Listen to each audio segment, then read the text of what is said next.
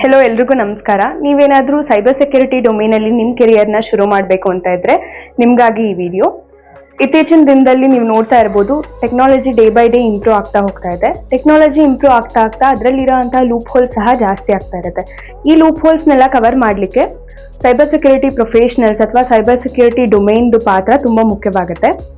ಇವತ್ತು ನಾನು cyber security ಡೊಮೇನಲ್ಲಿ entry ಲೆವೆಲ್ಗೆ ಅಥವಾ ಫ್ರೆಷರ್ಸ್ಗೆ ಯಾವುದೆಲ್ಲ ಜಾಬ್ ಆಪರ್ಚುನಿಟೀಸ್ ಇದೆ ಅಂತ ತಿಳಿಸ್ಕೊಡ್ತೀನಿ, ಮತ್ತು ಅದ್ರ ಜೊತೆಗೇನೆ ಅದರ ಪೇ ಸ್ಕೇಲ್ಸ್ ಹೇಗಿರುತ್ತೆ ಅಂತಲೂ ಸಹ ಹೇಳ್ತೀನಿ.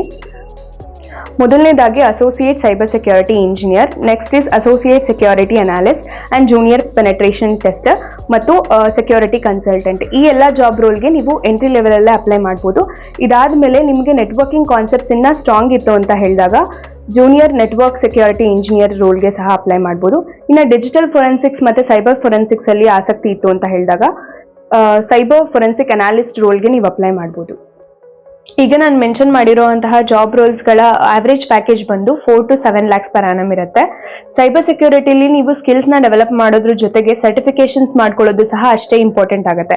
ಕೆಲವು ಪ್ರೊಫೆಷನಲ್ ಸರ್ಟಿಫಿಕೇಟ್ಸ್ ಯಾವ್ದು ಅಂದರೆ ಸರ್ಟಿಫೈಡ್ ಎಥಿಕಲ್ ಹ್ಯಾಕಿಂಗ್ ಇರ್ಬೋದು, CEH ಅಂತ ಕರಿತೀವಿ.